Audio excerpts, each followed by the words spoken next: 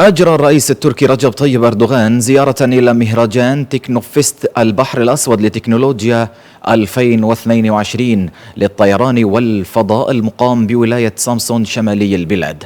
وفي كلمة له خلال الزيارة قال الرئيس التركي رجب طيب أردوغان إن المهرجان تحول إلى احتفال يشارك فيه 600 ألف شاب من 154 ألف فريق من 81 ولاية تركية وفي 107 دول في 40 فئة مختلفة. وأضاف أن تبني الحدث التكنولوجي لا سيما من قبل شبابنا يعتبر ثورة عقلية.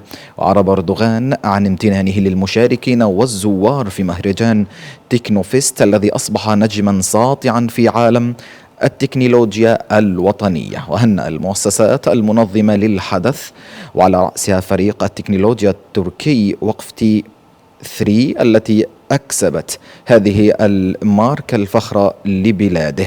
وتشارك في تنظيم فريق التكنولوجيا التركي وقف تي 3 وزارة الصناعة والتكنولوجيا إلى جانب 101 من المؤسسات التي تلعب دورا مهما في قطاع التكنولوجيا في تركيا، بينها الوزارات والرئاسات ومنظمات القطاعين العام والخاص والمؤسسات الأكاديمية والشركات الإعلامية ذات الصلة، وبشراكة إعلامية من قبل الوكالات التركية وخصوصا الأناضول.